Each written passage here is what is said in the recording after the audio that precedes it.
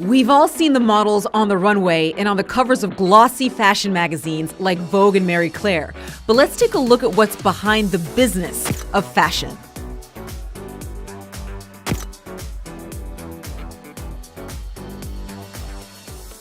Fashion shows aren't just about how great models look in new designs. It's a chance for designers to showcase their clothes to buyers. I think for us, our fashion shows are a great time to get the press together with our actual buyers. And then we often are talking to our buyers during the show and finding out what they like or what they're like really excited about to see in our showroom the week after. But it's a great way to sort of take the idea or the theme of the season and present it in a sort of consolidated period of time. There's definitely some dresses that you will see that go down the runway which will organically retail for $800 or $1,000, and we leave the runway and they're ready priced and ready to go. There's other dresses that, for example, our Neiman Marcus buyer will say, I love that dress, give me a version of. And then it's a little bit of work to go back. It's usually changing out the fabrics. It's often European, very expensive fabrics, and then a lot of handwork in the beading and embroidery, and it's finding the mood and the feeling of what we've done on the runway and trying to get that down to a better price point. People get excited, they want to see what's happening, and then they start shopping. Fashion Week is a key part of the business strategy to get clothes in stores. It's a costly spectacle produced from dozens of designs created in the showroom. Yeah, there's nothing more boring than a beautiful dress that just lives in the closet. You know what I mean? That's or lives in our warehouse. Yeah, exactly. That's worse. We scour the world for beautiful fabrics, and that really is what always inspires us each season, sort of which direction we go with the collection. I mean, the fabric is probably one of the biggest expenditures when we're developing the collection. Our fabric budget is kind of high. We use fabrics that are everywhere from $3 a yard to $300 a yard. A beaded price on a gown could be $25,000. Because of the cycles of the industry, you know, we're forced to look at fabrics like a year in advance before we actually start working on that particular collection.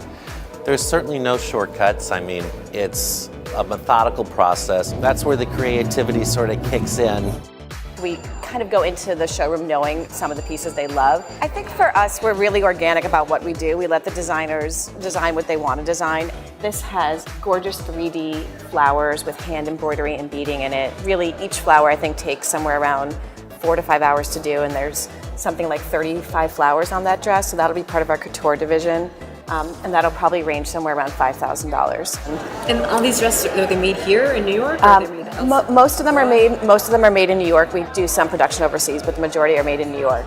Okay. But all of our couture is made in New York. I think the designers like the ability to kind of go and during the production part, go and check on it and make sure that everything's to their liking and every bead's perfect. So we're kind of involved in the production process as well for couture because everything is so ornate and detailed oriented. There's not an actual sales strategy, it's really a creative process, and organically it turns out that there's a lot of different price point clothes that go down the runway, so it reaches different retailers.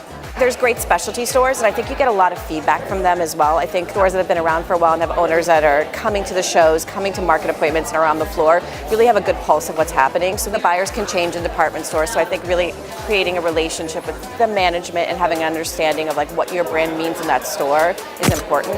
Buyers change or anything changes, you sort of have a set place in that store already. Because we do have a worldwide business, there's definitely preferences within the different countries. For example, we have a really strong following in the Middle East, and I would say they love elaborate and beautiful. When they're going to a wedding, they want really the most beading, the most expensive fabric. They love big ball gowns. Sometimes the US is a little simpler. I think the way we dress is perhaps simpler than in other regions. I always say that when it goes down the runway, there's always a waiting list before it even gets to the store, which is really exciting. We live in a new digital age where at the press of a button, people can seek out their favorite designers and clothes. So is it still worth spending money on an expensive show that lasts just 10 to 15 minutes? Shows are exhausting. Like James says, they're very disruptive. They cost a fortune. But it truly is, we've always thought, the best bang for the buck. Designers look at it as a necessary evil. It makes us feel validated as a company and as designers. So that's one of the reasons why we do them. So for us, it's incalculable. Unfortunately, you're not just sitting in your ivory tower sketching pretty dresses, especially in this day and age. It's a ruthless business. You have to really sort of focus on all aspects of the business to be successful. Designers will pull out all the stops for Fashion Week, even if it costs them a fortune, because the show is how they get their clothes in stores near you. Love it.